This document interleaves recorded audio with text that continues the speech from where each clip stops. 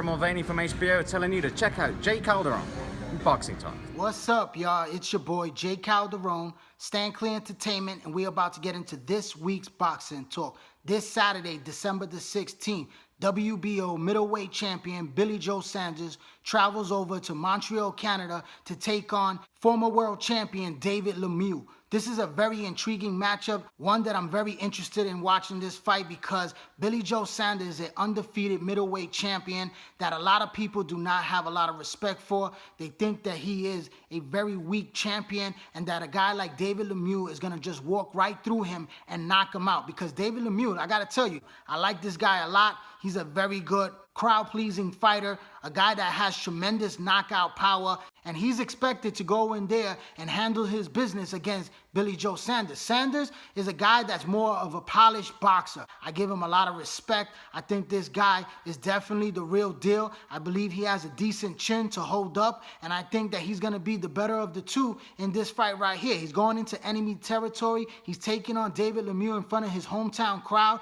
and Lemieux is going to put on a lot of pressure. He's going to dig to the body. He's going to load up with those big, heavy shots, and he's going to land quite a few of those big bombs. And if he could hurt Billy Joe Saunders, then it's going to probably be a short night for the champion. But I believe that the champ has tremendous heart. I believe he's a smart fighter. He knows how to hold when he needs to, and he's a guy that's definitely the better skillful fighter with good speed, good boxing ability. He has a good jab. We've seen that Triple G was able to utilize his jab very well against David Lemieux and then break him down for the later part of the fight and stop him. But I don't think Billy Joe is going to be able to stop a guy like David Lemieux. I think Billy Joe has the boxing skills to win a decision, even in Montreal, Canada, where David's the more favorable fighter to win a decision in his hometown. But I think that the judges are going to get it right. Let's hope that the judges get it right, because I believe that a guy like Billy Joe Saunders, who's faced good competition in his career, let's face it, the guy is undefeated. He's taken on top 10 contenders like Andy Lee, Willie Monroe Jr., and also Chris Eubanks Jr., and he's beaten all three of these guys. So I see Billy Joe Saunders as a guy that's going to pull out this victory when he goes up against David Lemieux. But if Lemieux could be able to land one of those big bombs, it could be a knockout highlight reel, just like it was earlier this year against Curtis Stevens. That was a tremendous knockout. So I'm looking forward to seeing who's going to get the better of the two, but I'm picking Billy Joe Saunders. I think this is a fight that he could definitely win. Let's see if he could survive 12 rounds with this Canadian monster puncher in David Lemieux. Now, moving along, we're going to take a recap on the fights that took place over the past weekend, and it was a big night of boxing. We're first going to start off in the UK. It was the return of James DeGale, where he fought early on in the year against Badou Jack. That was a great fight that winded up in a draw, and now this time he was taking on American Celeb Truax. Now, this guy was a guy that was a game fighter. He's been in there with some good competition like Daniel Jacobs and also one of the Darrell brothers. This guy is a workhorse. He came in there really putting on a lot of pressure on James DeGale. James DeGale looked very lackluster in this fight. We didn't know what was going on with this man. He just looked like he wasn't into the fight. He says maybe he came back too soon, and maybe he did, because he just didn't look like the James DeGale, the guy that I considered the best super middleweight in the division of 168 pounds. He really couldn't get his punches off. He was laying up against the ropes a lot. Truax was just banging away to the body and just letting his hands go, getting the better of James DeGale throughout this whole entire fight. And I gotta tell you, the judges got it right in the UK. They scored it for Celeb Truax. He is now the IBF super middleweight champion, and it's a great, great victory for this American fighter that goes back home with a world title around his waist as a world champion. A blue-collar fighter that has worked his way up and that has fought and grind to get this opportunity. He's failed before in the past, coming up short, but this time he prevailed. Congratulations to Truax on the performance win. He has big opportunities now in the super middleweight division because of that title. We look to see what's going to happen in the near future for him. Now, moving along, we move over to the United States for the biggest fight of the weekend. This was a super fight showdown between two-time Olympic gold medalists in Vasyl Lomachenko and Guillermo Rigondeaux. This was a very big matchup that many boxing fans were anticipating, one of the biggest fights of the year, and it was a total disappointment.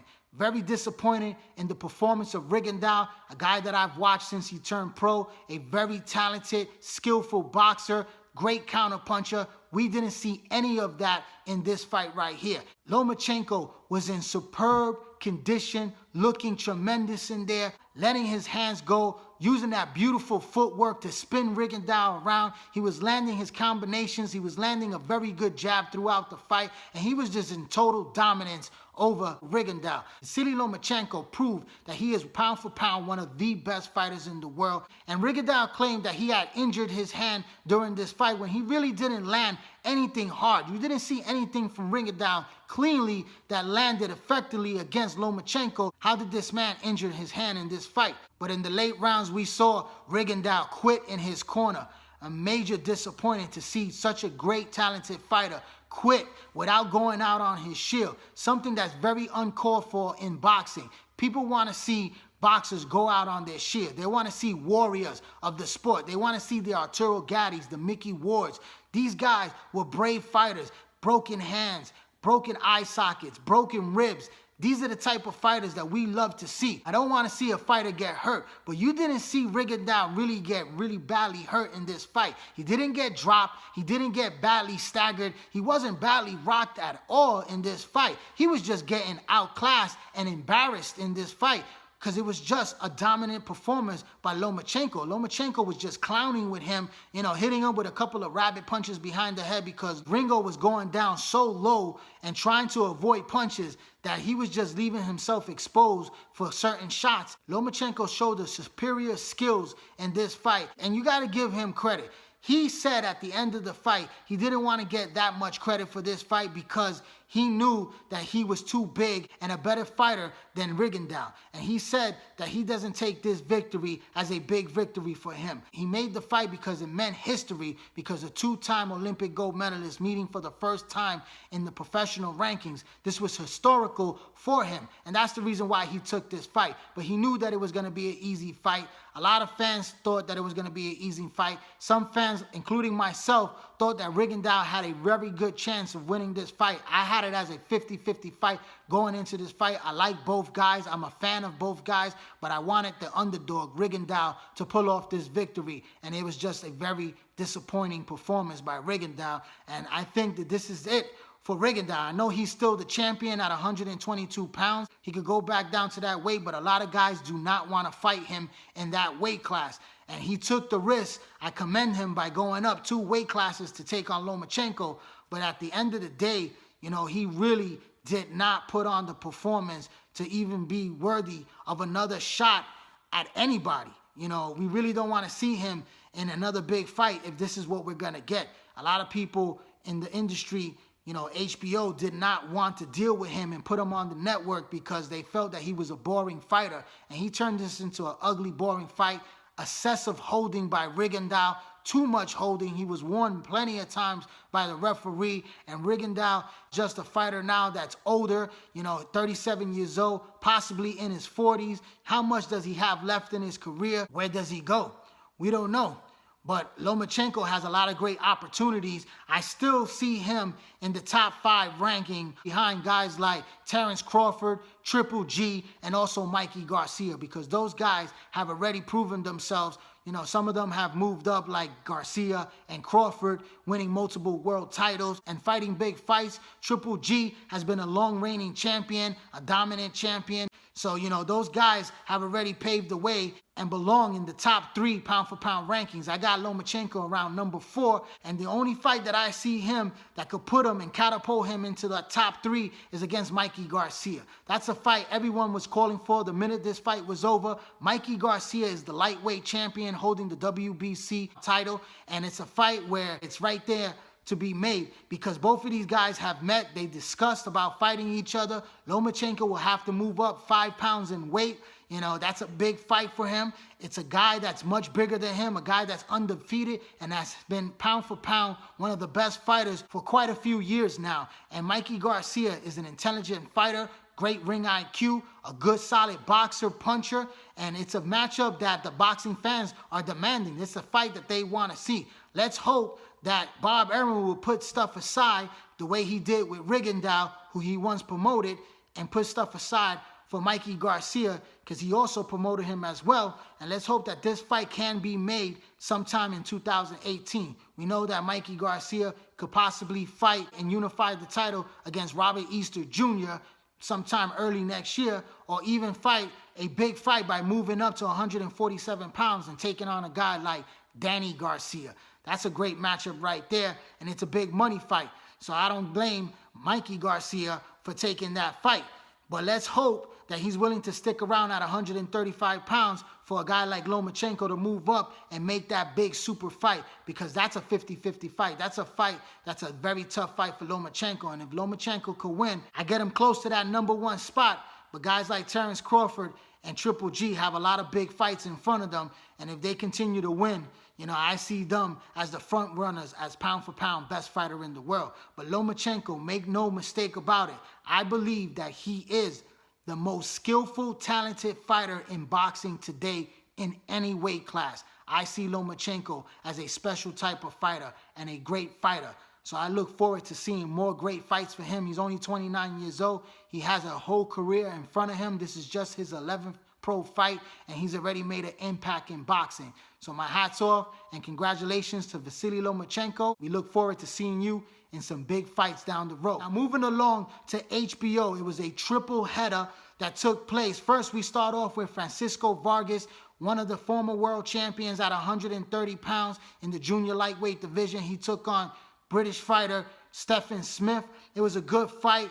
We knew that Vargas was the better of the two. And in the 9th round, we saw an accidental headbutt open up a split on the ear of Tevin Smith. His ear just split open, and it was just horrifying the way that blood was pouring. It looked something out of a movie flick, the way this guy's blood was just flowing.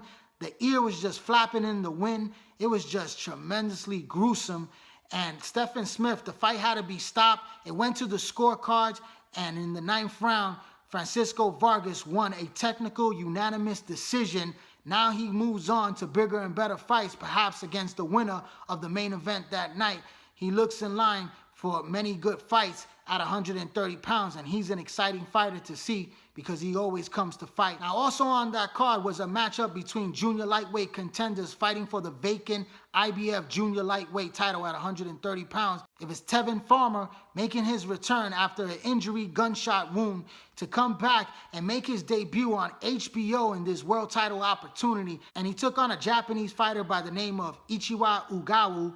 And this fight right here was a total robbery.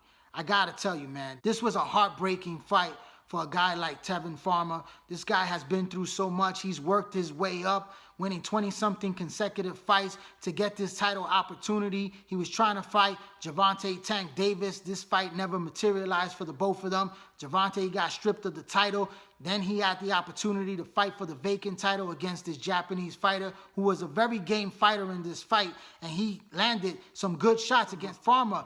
Definitely outworked him throughout this whole fight. He was doing a lot of beautiful body work, landing so many body punches, and also just boxing, using the jab, using the quicker hands, and scoring shots. He outlanded his man, outworked this man throughout the whole entire fight, and the judges gave split decision victory to the Japanese fighter. He goes back to the drawing board. Let's hope that he gets another big fight opportunity in this weight class for a title shot, because he definitely deserved it. He proved to the fans that he's a very good fighter. Hopefully that a rematch will be in play so these guys can get it on again, because this is one of the baddest decisions in 2017 that we've seen with a lot of other bad decisions this year.